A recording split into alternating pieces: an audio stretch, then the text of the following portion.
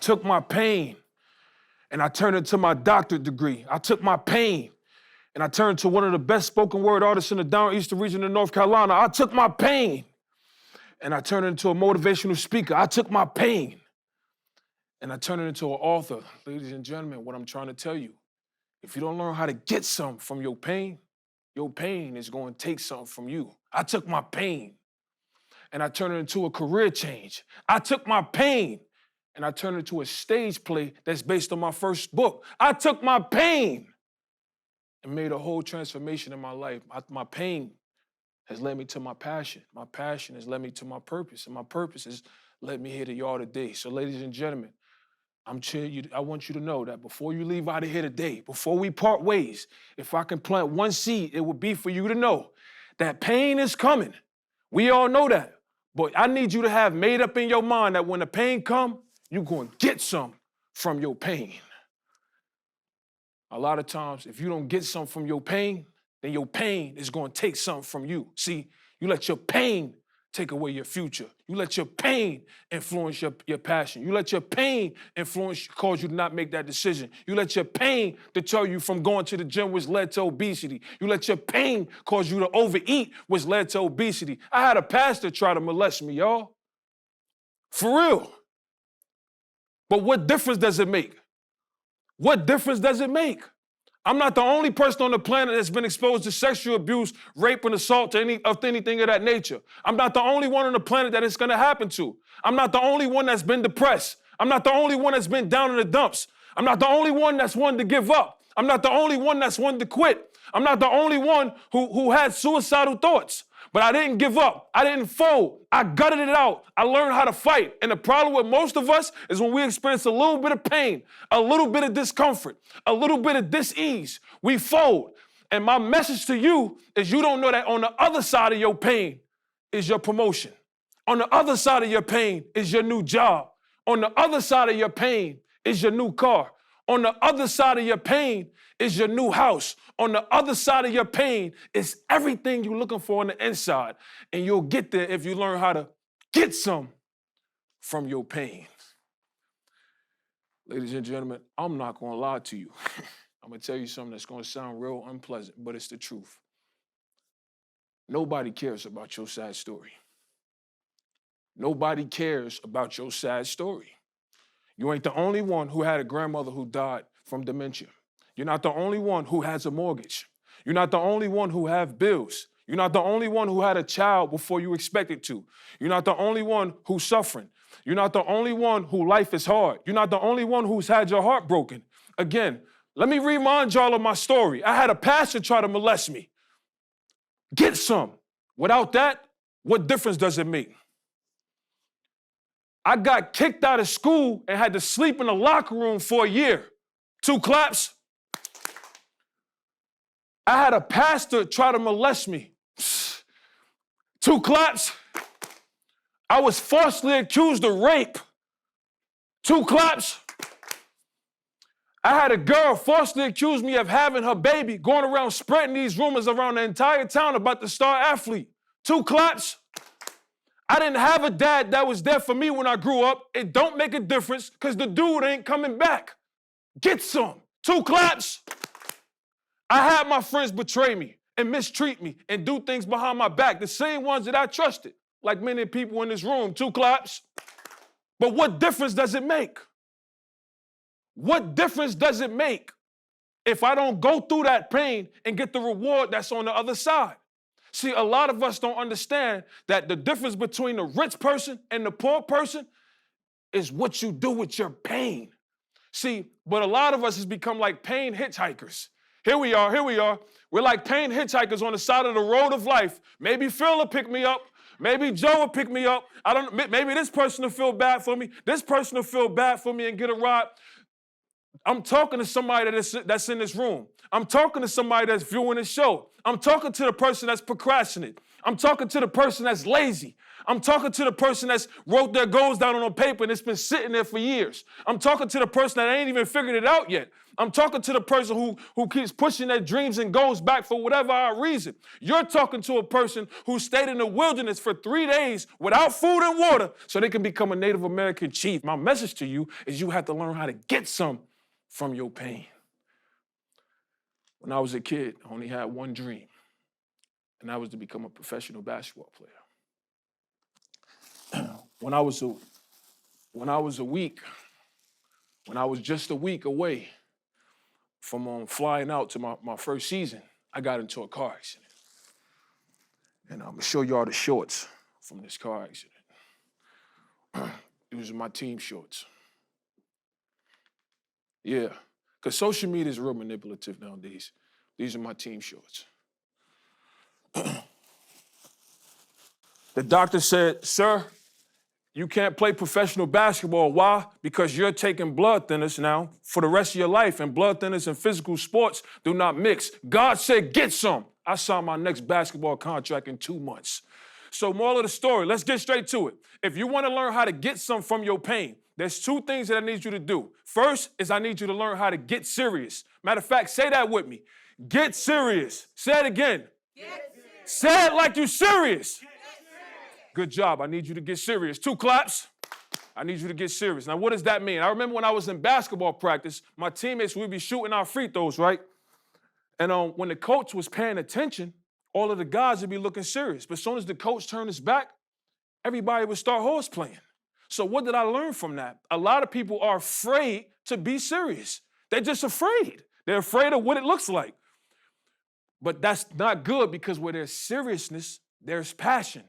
If somebody slapped your mother right now, what would you do? It'd be a problem. Why? Because you're serious about her. You're passionate about her. See, Michael Jordan, he was serious. LeBron James, he is serious. Steph Curry, he is serious. Kobe Bryant, he is serious. Kaden Lebray, he is serious. Most of us are not serious. We're just curious. See? And I can hear it now. I wonder what would my life be like if I would have been more disciplined. I wonder what my life be like if I had took that more serious. I wonder what my life be like if I was just a little bit more focused. I wonder what my life be like if I had held my virginity. I wonder what my life, and so forth and so forth. Most of us are not serious. We're just curious. And we got to get serious if we want to master the art of getting some from our pain. And it's the adults and the kids. I know adults who talk to Siri and Alexa more than they talk to their family and their kids. But I also know kids who ain't serious and spend more time playing video games versus putting the time in the driveway to become the person that's in the video game. And this is for the social media heads. You think being on social media, matter of fact, when you get serious, your perspective of social media will change. The fact of the matter is, social media limits you to 5,000 friends. The population on the planet is 7 billion. So who are you really impacting if you get 5,000 likes?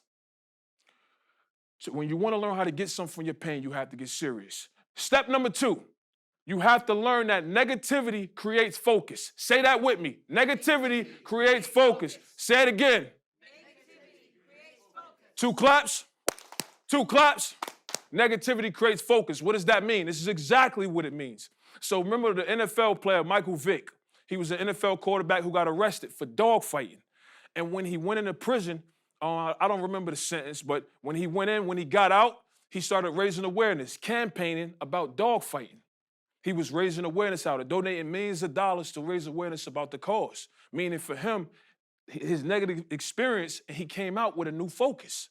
But all the while he was doing that, every NFL team that he was trying to get on, the fans were saying, if Michael Vick is on this roster, we're going to boycott. We're not going to support that franchise. We're not going to buy no tickets. We're going to pull back. Meaning for Michael Vick, negativity created focus. But there were the fans, they were focused on the negative. And that's the difference between somebody who gets something from their pain and let their pain take something from them. When you get something from your pain, negativity creates focus. When your pain takes something from you, you're focused on the negative. See, if life was positive, when you're doing something you love and you're passionate about, you don't think. You just go with the flow. Those are the best moments in life. It's not until you experience negativity that you learn how to think. And so from your negativity, from the focus drawn from your negativity, you create your goals. You create your plan. So now once you get that focus, you let your focus decide your friends. You let your focus decide who you hang around. Let your focus decide how you manage your time. You let your focus decide what time you get up in the morning. Everybody say, hey, why do you get up so early? Because of my focus. But your focus ain't mine, so don't try to match me. Just do you. You let your focus decide everything you do. So this is what happens when you master the art of getting some from your pain. 2 steps. Negativity creates focus, and understand that you have to get serious. I'm going to close it out with this story. There was this kid I knew, right? He knew this millionaire. And he went up to the millionaire, and he said, millionaire, I want to be just like you. I want to make $1 million. I want to change the world. So the millionaire said, kid, if you want to be just like me, meet me at the bank at 6 a.m. The millionaire said, bring 4 quarters with you, just 4 quarters. So the kid thinking, oh, shoot. He said, meet him at the bank. The man must gonna give me the $1 million. So they meet at the bank the next day at 6 a.m. The kids bring his 4 quarters with him. The millionaire says, hey, did you bring your 4 quarters with you? The kid said, yeah. The millionaire said, you still want to make $1 million? You still want to change the world? The kid said, yeah, I still want it, and I want it real bad, and I'll be willing to do anything to get it. So the millionaire said, hey, do you got a bank card? The kid said, yeah. He said, I want you to take your bank card and go in the ATM machine and withdraw $1 million.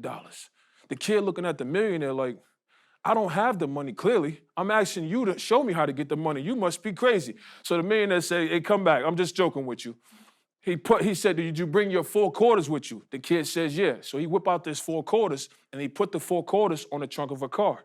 The millionaire takes a dollar bill out of his pocket, and he goes up to the kid and said, let me ask you a question. What's 4 quarters to a dollar bill? The kid said, I don't know. The millionaire said, change. The kid was like, okay, I get that. The millionaire said, now, I want you to go to the ashtray of your car, and I want you to count out 100 pennies. I know it's in there. He said, all right, I'll go to my car and count out 100 pennies. The kid went and counted out the 100 pennies. The kid brought the 100 pennies to the trunk of the car. The millionaire said, now let me ask you a question. What's a dollar bill to 100 pennies? The kid said, change. The millionaire said, you still want to change the world? You want to make $1 million? The kid said, yeah, I do. The millionaire said, if you want to change the world and you want to make $1 million, then what you must realize that it's because you change. That's why you stay the same. Change, whether from a dollar bill to 4 quarters. Change, whether from a dollar bill to 100 pennies. No matter how scattered you look, your sense of self-value remains the same. See, you could change your house. You could change your car. You could change your career. You could change your clothes. You could change your relationship, meaning being with this person or being with that person. But if you still carry around that same agony, if you still carry around that same pain, if you still carry around those same toxic beliefs, if you still carry around those same unfavorable ideas, then I hate to tell you, it's because you changed. That's why you stay the same. Stand still and stop running from your new mind. Your new self needs to look at your old self and say, you in the way, and you need to get out the way. You got them same friends that don't value you. You hanging out with them same people that don't value you. And then you say, you work at the same place that don't value you. And then you tell your peers, well, the benefits is good. Listen, I don't care if the benefits is health care, dental care, medical care. It doesn't matter, because the fact is the greatest benefit you have is your happiness. And you won't be happy until you realize that you're worth more than what they paying you for your time. See, one of y'all out here got a loved one, a cousin, a grandmother, a sister, somebody who on a deathbed right now. And when you look at them and you say, they deserve more. What I'm here to tell you today, that there's a skill, there's a capability, there's a power that when you master it and you become the best at, it positions you to position them where they don't have to work at all. That's why you got to take your gift serious and learn how to get some from your pain. Stop playing with me. They don't pay you what you deserve, and you stay there anyway. They do you wrong, and you stay there anyway. They don't value you, and you stay there anyway. They take you for granted, and you stay there anyway. It stops now. Get up. Matter of fact, everybody in this room, physically, get up. Raise your standards. Show up and show out. Show the people in the world what you got. Know your self-worth and your self-value. And know yourself and know your self-worth and self-value revolves around the work that you put in. What I'm going to do right now to close this presentation out is I'm going to scream out the pain. And I'm going to ask you, what you going to do about it? And if I've done my work, if I've done my job in here, you'll say exactly what I expect you to say. When doubt comes, what are you going to do about it? Get some. Get some. When stress comes, what are you going to do about it? Get some. When pain comes, what are you going to do about it? Get some. When agony comes, what are you going to do about it? Get some. When your husband is tripping, what are you going to do about it? When life hits you, what are you going to do about it? Listen, I'm Kaden Lebray. My message for tonight was get some. It is 2 words that encompasses of mastering the art of learning how to take treasure from your trash, and victory from agony. Thank you for your time.